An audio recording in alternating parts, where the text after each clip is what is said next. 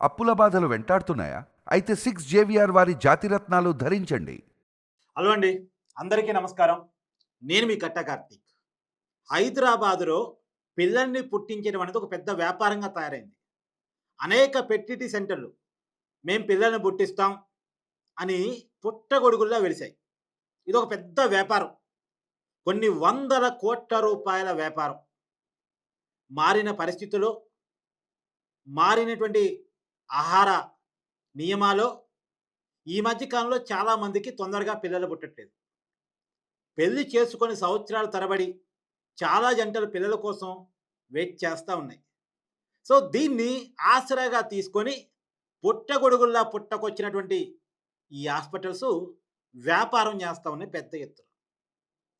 నియమాలు లేవు, నిబంధనలు లేవు, విలువలు అసలే లేవు. లక్షలాది రూపాయలు దండుకొని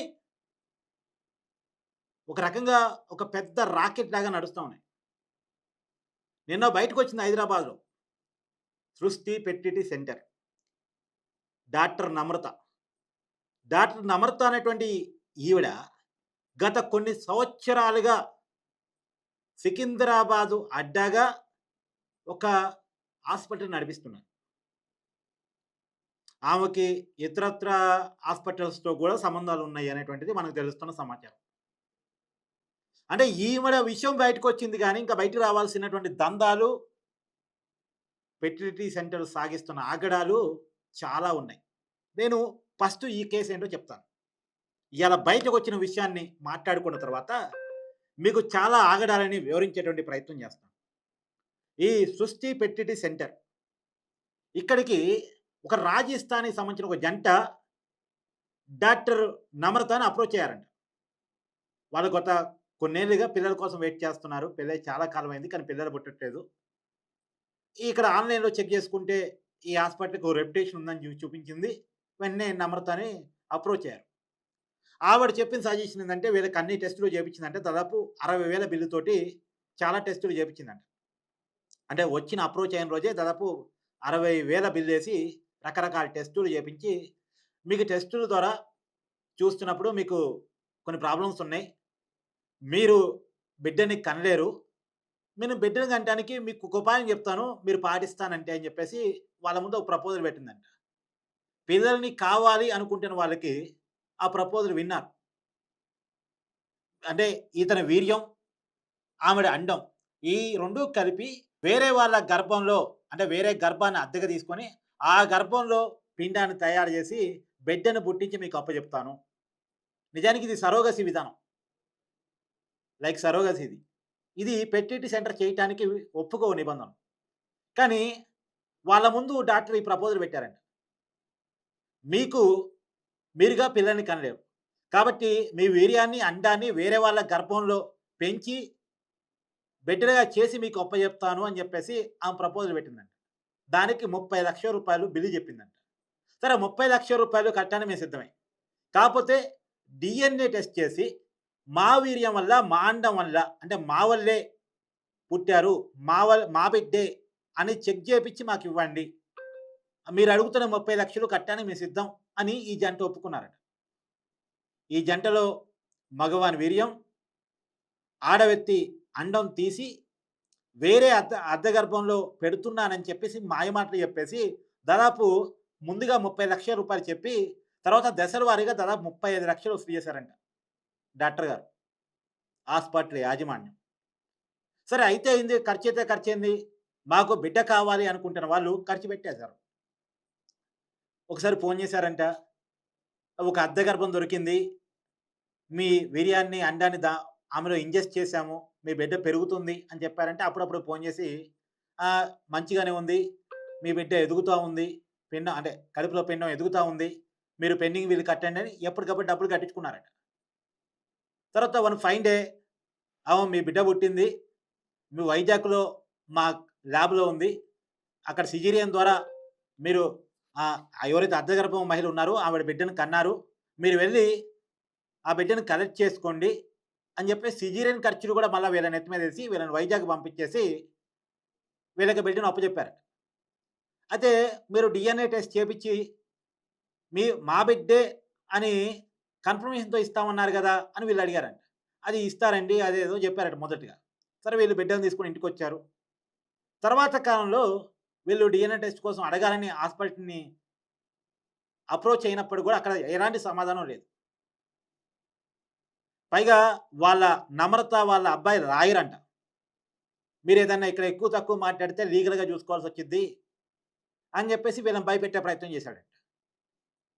అయితే వీళ్ళకెక్కడ అనుమానం వచ్చిందంటే, ఈ పుట్టిన బిడ్డకి క్యాన్సర్ వచ్చిందంట. టెస్టుల్లో. ఈ బిడ్డకి సంబంధించిన టెస్టుల్లో క్యాన్సర్ అని బయటపడిందంట.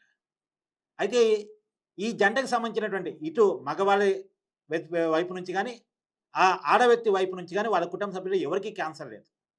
వారి పూర్వీకులు ఎవరికీ క్యాన్సర్ లేదు. మా కుటుంబాల్లో ఎవరికీ లేని క్యాన్సర్ మా బిడ్డకి ఎలా వచ్చింది? అంటే ఇది మా బిడ్డేనా? కాదా? అనే ఒక అనుమానంతోటి వీళ్ళు హాస్పిటల్‌ని అప్రోచ్ అయితే వాళ్ళు డీఎన్ఏ టెస్ట్ గురించి మాట్లాడట్లేదు కాబట్టి, వాళ్ళు చేపించడానికి సిద్ధంగా లేరు కాబట్టి, వీళ్ళే సొంతంగా చేపించుకోవడానికి సిద్ధమై ఢిల్లీ వెళ్లి ఆ చిన్న బిడ్డకి డీఎన్ఏ టెస్టులు చేపించారట. ఆ డీఎన్ఏ టెస్ట్‌లో తేలిందేంటి అంటే, ఇది వీళ్ళ వీర్యానికి, అండానికి పుట్టిన బిడ్డ కాదు. అంటే వీళ్ళ బిడ్డ కాదు. ఎవరో బిడ్డని వీళ్ళ చేతిలో పెట్టారు అన్న విషయం డీఎన్ఏ టెస్ట్ ద్వారా వీళ్ళకి తెలిసింది. వెంటనే వీళ్ళు పోలీసుని అప్రోచ్ అయ్యారు. ముందుగా హాస్పిటల్ యాజమాన్యాన్ని అప్రోచ్ అయితే వాళ్ళు పెద్దగా స్పందించలేదు. డాక్టర్ మొఖం చాటేశారు. వాళ్ళ అబ్బాయి లాయరు బెదిరించే ప్రయత్నం చేశాడంట. చివరికి పోలీసుని అప్రోచ్ అయ్యారు. పోలీసుని అప్రోచ్ అయిన తర్వాత పోలీసులు చేసే ఎంక్వైరీలో తేలిందేంటి అంటే, నిజానికి ఇక్కడ సరోగసీ పద్ధతిని పాటించలేదు. ఎలాంటి నియమాలు పాటించలేదు. అస్సాంకు సంబంధించినటువంటి ఒక యువతని పట్టుకొని, ఆమె పుట్టిన బిడ్డని 90,000కి కొని వైజాగ్‌లో పెట్టి అక్కడ 90,000కి బిడ్డను కొని వీళ్ళ చేతిలో పుట్టిన మీకు పుట్టిన బిడ్డే అని చెప్పిందంట. అస్సాం ఒక జంట దగ్గర 90,000కి బిడ్డను కొన్నదంట. వీళ్ళకి 35,00,000 వీళ్ళ నుంచి వసూలు చేసి వీళ్ళ చేతిలో పెట్టి, మీ వీర్యానికి, మీ అండానికి పుట్టిన బిడ్డే, మీ బిడ్డే అని చెప్పి వీళ్ళ చేతిలో పెట్టిందంట. సహజంగా వీళ్ళకి అనుమానం వచ్చింది కాబట్టి, క్యాన్సర్ తేలింది కాబట్టి, డీఎన్ఏ టెస్ట్ చేపించుకున్నారు కాబట్టి, ఈ విషయం బయటకొచ్చింది. లేకపోయి ఉంటే మాకు పుట్టిన బిడ్డేలే అని చెప్పేసి వీళ్ళు అనుకోనుండుంటే, వీళ్ళు అదే బిడ్డని ఓన్ చేసుకొనుండుంటే, ఇలా ఓన్ చేసుకున్న జంటలెన్ని? ఇయాల ఇష్యూ బయటకొచ్చింది కాబట్టి ఓకే గానీ, ఇష్యూ బయటికి రాని జంటలెన్ని? సహజంగా పుట్టిన బిడ్డల విషయంలో ఎవరు బయటికి రాలేరు. చిన్న బిడ్డని ఎవరు వివాదం చేయలేరు. వాళ్ళ జీవితాలను వివాదం చేయలేరు. వాళ్ళకి వాళ్ళు కూడా వివాదం కాలేరు. కొన్ని విషయాలు తెలిసినా, మోసపోయామని తెలిసినా కుమిలిపోతారే తప్ప బయటికొచ్చి చెప్పుకోలేరు. ఇక్కడ ఈ పర్టిక్యులర్ బిడ్డలో క్యాన్సర్ తేలటము, వీళ్ళు డీఎన్ఏ టెస్ట్ దాకా వెళ్ళి డేర్ చేయటము, అలా డీఎన్ఏ టెస్ట్ అంటే ఒక సామాన్యుడు కొద్దిగా ఆర్థికంగా పరిపుస్తున్నారు కాబట్టి వీళ్ళకి కొంత నాలెడ్జ్ ఉంది కాబట్టి ఢిల్లీ దాకా వెళ్ళి డీఎన్ఏ టెస్ట్ చేపించుకొని, డీఎన్ఏ టెస్ట్ నిర్ధారణ ద్వారా తమకు పుట్టిన బిడ్డ కాదు అనే ఒక కంక్లూజన్‌కొచ్చి పోలీస్ స్టేషన్ దాకా వచ్చి కేసు పెట్టి విషయాన్నంతా బయటికి లాగారు కాబట్టి ఇప్పుడొచ్చింది గానీ, ఈ సృష్టి ఫెర్టిలిటీ సెంటర్ ద్వారా ఎంతమందికి ఇలా జరిగింది. ఇప్పుడు ఇంకొక విషయం కూడా తెలుస్తా ఉంది. ఈమె దగ్గర మగవాళ్ళకి సంబంధించిన వీర్యం చాలా స్టోర్ చేయబడి ఉంటదంట. వీళ్ళ దగ్గరికొచ్చే జంటల్లో ఎవరైనా మగవాళ్ళకి వీర్యం వీక్‌గా ఉన్నట్టు అనిపిస్తే అంటే చెప్పదటేవ. మగవాళ్ళ వీర్యాన్ని అంటే మీ భర్త వీర్యాన్ని ఎక్కిస్తున్నా అని చెప్పేసి ఆమె అండంలోకి వేరే వాళ్ళ వీర్యాన్ని ఎక్కిచ్చేసి పెట్టిన సహజంగా ఫెర్టిలిటీ సెంటర్ పనేంది అంటే, ఒక పర్టిక్యులర్ సిస్టమ్ ద్వారా వీర్యాన్ని, అండాన్ని కలిపి సహజంగా బిడ్డలు పుట్టపోవడానికి ఏందంటే, మదర్ కడుపులో పిండం పెరగటానికి అవకాశం సరిగ్గా లేకపోతే ఫెర్టిలిటీ సెంటర్‌ని అప్రోచ్ అవుతారు. లేదా మగవాళ్ళలో ఏదైనా ప్రాబ్లమ్ ఉంటే ఫెర్టిలిటీ సెంటర్‌ని అప్రోచ్ అవుతారు. అప్పుడు ఆ ప్రాబ్లమ్‌ని ఐడెంటిఫై చేసి ప్రాపర్ టైంలో వీర్యాన్ని, అండాన్ని కలిపి ప్రాపర్‌గా పిండాన్ని మదర్ కడుపులో ఇంజెస్ట్ చేసే పనిని ఫెర్టిలిటీ సెంటర్స్ చేస్తా ఉంటాయి. కానీ దీనికి భిన్నంగా ఎవరో వీర్యాన్ని కూడా ఈ మదర్ అండంలోకి పంపించేసి బిడ్డని కనేలా చేస్తే ఇది నియమాలకు విరుద్ధం. అది కూడా చెప్పకుండా చేయటం. మళ్ళా ఎవరైతే తమ దగ్గరికొచ్చారో వాళ్ళకి చెప్పి చేయటం వేరు, వాళ్ళకి చెప్పకుండా మోసం చేయటం వేరు. ఏదో తమ రెప్యుటేషన్ పెరగాలి, ఎట్టి పరిస్థితిలో బిడ్డను గాని వాళ్ళ చేతుల్లో పెడితే డబ్బులు మనకొస్తాయి. దానికున్న నిబంధనలతో మనకు పని లేదు. దానికున్న నియమాలతో మనకు పని లేదు. దానికున్న ప్రాపర్ వైద్యంతో మనకు పని లేదు. అంటే ఇది ఓ రకంగా వైద్యానికి ఒక మరక. వైద్య రంగంలో విలువలు పోతున్నాయి. వ్యాపారం కోసం దేనికైనా సిద్ధపడుతున్నారు అంటానికి ఇదొక ఉదాహరణ. ఇయాల హైదరాబాద్‌లో పుట్టగొడుగుల్లా ఫెర్టిలిటీ సెంటర్స్ పుట్టకొచ్చి అమ్మదనాన్ని అమ్ముకుంటూ పెద్ద ఎత్తున వ్యాపారం జరుగుతుంది. ఓ రకంగా చెప్పాలంటే దీంట్లో చాలా ఉన్నాయి. చిన్న పిల్లల ట్రాఫికింగ్ ఉంది. అంటే చిన్న పిల్లల్ని ఎవరైతే పెంచలేరో వాళ్ళ దగ్గర నుంచి కొనుక్కోవటం. ఎవరైతే ఎత్తకొచ్చారో చిన్న పిల్లల్ని ఎత్తకొచ్చే వాళ్ళుంటారు కదా! వాళ్ళ నుంచే కొనుక్కోవటం. వాళ్ళ నుంచి కొనుక్కొని వాళ్ళకేదో తృణమో, ఫలమో వాళ్ళ చేతిలో పెట్టేసి, ఆ బిడ్డల్ని తమ దగ్గరికి బిడ్డలు పుట్టట్లేదు అని ఎవరైతే వస్తారో వాళ్ళ చేతిలో పెట్టి, "ఇగో మీ బిడ్డే మేము అద్దె గర్భంలో పుట్టించాం" అని చెప్పేసి ఒక అబద్ధాన్ని వల్లెవేసి వాళ్ళ దగ్గర నుంచి లక్షలాది రూపాయలు లాగేయటం. ఇది చాలా వ్యాపారం హైదరాబాద్‌లో నడుస్తుంది. నేనేమంటానంటే మీకు బిడ్డలు పుట్టట్లేదు. మీకేదో ప్రాబ్లమ్ ఉంది. వెళ్ళండి అనాశ్రయానికి. చాలామంది పిల్లలు మాకు తల్లి కావాలి, మాకు తండ్రి కావాలి, అనాథల్లా బతుకుతున్నాం. తినడానికి తిండి లేదు. ఆదివారం వస్తే మాకెవరన్నా బంధువుల్లా వస్తారేమో, స్నేహితుల్లా వస్తారేమో, ఏమన్నా పెడతారేమో, మా ఆకలి తీరుస్తారేమో అని వెయిట్ చేస్తున్న అనాథాశ్రమాలు, అనాథ పిల్లలు కొన్ని వందల మంది, కొన్ని వేల మంది ఉన్నారు. ఇలా అద్దెగర్భాల్లో పుట్టించుకోవాల్సిన కర్మ ఎందుకు? అంత అవసరం ఏంటి? ఏం లేదండి. ఈ ఫెర్టిలిటీ సెంటర్‌కి కొంతమంది ఆడవాళ్ళు మా అందం పోద్దనో, లేదా మా బాడీ స్ట్రక్చర్ పోయిద్దనో ఆలోచనతో వచ్చేవాళ్ళు, లేదు ప్రాబ్లమ్స్‌తో పిల్లలు పుట్టుకొచ్చేవాళ్ళు, ఇలాంటి వాళ్ళని ఆసరాగా తీసుకుంటారు. ఇలాంటి వాళ్ళని ఆసరాగా తీసుకొని వీళ్ళు డబ్బులు పెట్టడానికి వెనకాడరు కాబట్టి, వీళ్ళకున్న పిల్లల అవసరాన్ని ఎన్‌క్యాచ్ చేసుకొని పెద్ద ఎత్తున డబ్బులు దండుకుంటే ఇలా చేస్తారు. ఒకవైపు డబ్బులు దండుకుంటారు. ఇంకోవైపు విలువలు వదిలేసి ఇలాంటి పనులు చేస్తారు. ఇదొక పెద్ద వ్యాపారం నడుస్తుంది. ఇది బయటపడింది కాబట్టి ఓకే గానీ, బయటపడని హైదరాబాద్ ఫెర్టిలిటీ సెంటర్‌ల బాగోతాలని రాబోయే కాలంలో నేను వివరించడానికి సిద్ధంగా ఉన్నాను. దీని మీద అసలు ఈ ఫెర్టిలిటీ సెంటర్ మీద రాష్ట్ర ప్రభుత్వం ఒక ప్రత్యేకమైనటువంటి దర్యాప్తు బృందాన్ని ఏర్పాటు చేసి, ఏం జరుగుతుంది అనేది బయట తీయాలి. నేను చాలామంది పిల్లలు పుట్టని జంటలకు కూడా నేను చెప్పదలుచుకుందంటే, ఇయాల పిల్లలు పుట్టని జంటలు ఎన్నున్నాయో, అంతకన్నా అనాథ పిల్లల సంఖ్య తక్కువే ఉంటది. పిల్లలు పుట్టిన జంటలే ఎక్కువున్నాయి ఇయాల రేపట్లో. కాబట్టి దయచేసి మీరంతా ఒక్కొక్కళ్ళు ఒక్కొక్క అనాథని దత్తత తీసుకున్నా, మీ పిల్లవాళ్ళకి యాక్సెప్ట్ చేసినా, వాళ్ళ జీవితం మారిపోయిద్ది. వాళ్ళ జీవితం మారిపోయిద్ది.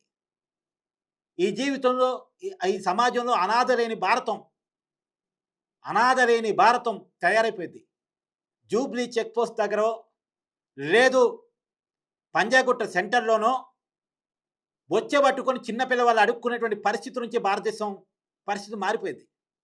మీకు ఆర్థికంగా స్థితివంతులయ్యి మీరు ఉద్యోగాలు చేసుకుంటూ, మీకు పిల్లలు కావాలన్నదే మీ ఆలోచన అయితే, ఇలా మిమ్మల్ని మోసం చేసి ఎవరికో కన్న బిడ్డల్ని మీ చేతుల్లో పెట్టి అంటే మీకు తెలవకుండా మోసపోయిన దానికంటే, మీ అంతట మీరే మానవతా దృక్పథంతోటి అనాథాశ్రయానికెళ్ళి, ఆ పిల్లలను దత్తత తీసుకొని, ఈ ఫెర్టిలిటీ సెంటర్‌కి దారబోసే డబ్బేదో వాళ్ళ జీవితం మీద మీరు పెడితే, వాళ్ళ జీవితాన్ని బాగు చేసినోళ్ళవుతారు. వాళ్ళ జీవితాన్ని బాగు చేసినోళ్ళవుతారు. నేను నేను చెప్తున్నా హైదరాబాద్‌లో చాలా మందికి తెలీదు. మేము మా పిల్లలనే పెంచుకుంటున్నాం అనుకుంటున్నారు. ఈ ఫెర్టిలిటీ సెంటర్‌లు చేసిన మోసం గురించి వాళ్ళకి తెలీదు. మా వల్లే మా బిడ్డలు పుట్టారు అనుకుంటున్నారు. మా వల్లే మాకు బిడ్డలు పుట్టారు అనుకుంటున్నారు చాలామంది ఫెర్టిలిటీ సెంటర్‌లో అప్రోచ్ అయిన వాళ్ళు. ఇయాల ఏదో ఒక విషయం బయటకొచ్చింది కాబట్టి గానీ, వీళ్ళకి తెలవదు. ఇలా ఫెర్టిలిటీ సెంటర్‌ల దగ్గర లక్షలు, కోట్లు పారబోసే బదులు, హైదరాబాద్‌లో ఉన్న అనాథాశ్రయాల్లో ఉన్నటువంటి పిల్లల్ని దత్తత తీసుకోండి. మీకు అది ఇష్టం ఉండదు. మాకు పుట్టిన బిడ్డే కావాలి. మాకు పుట్టిన బిడ్డే ఈ బిడ్డ కావాలి అంతే నీకు. నీకు కావాల్సింది బిడ్డ. ఒకరికి లైఫ్ ఇవ్వటం, నీ ఇంటి పేరుని వాళ్ళ చేత మోపించడం. దత్తత తీసుకో. నీ ఇంటి పేరు పెట్టుకో. నీ ఇష్టం వచ్చిన పేరు మార్చుకో. నువ్వు తీసుకుపోయే బిడ్డకి. నీ బిడ్డే అనుకో. అనాథ లేని భారతాన్ని తయారు చేస్తూ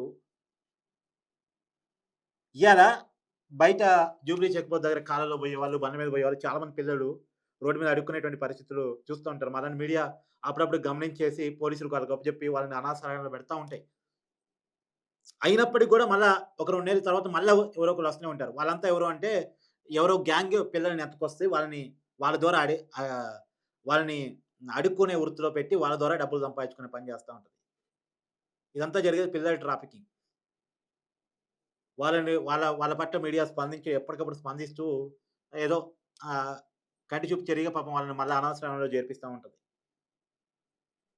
ఇప్పుడు ఆ అనాశ్రయాల్లో చాలామంది పిల్లలు, ఈ పిల్లలంతా ఎవరు అంటే పుట్టుకతో తల్లిని, తండ్రిని కోల్పోయినోళ్ళు, లేదా తల్లి, తండ్రి వదిలిపెట్టినోళ్ళు, ఒళ్ళు బలిసి కని వదిలేసి పెట్టి పోతుంటారు గదా! నిన్న నల్గొండ జిల్లాలో జరిగింది. 15 నెలల బాబుని నెలల బాబుని ఇన్‌స్టాగ్రామ్ ఇన్‌ఫ్లుయెన్సర్ ఏదో ఇన్‌స్టాగ్రామ్‌లో పరిచయమైన ఒక వ్యక్తికి ప్రేమకు లొంగి ప తనకు పుట్టిన బిడ్డని బస్ స్టాప్‌లో వదిలేసి ఎవరితోనో ఎళ్ళిపోయింది మదరు. సరే పట్టుకొచ్చారు అది వేరే విషయం అనుకోండి. ఇలాంటోళ్ళుంటారు.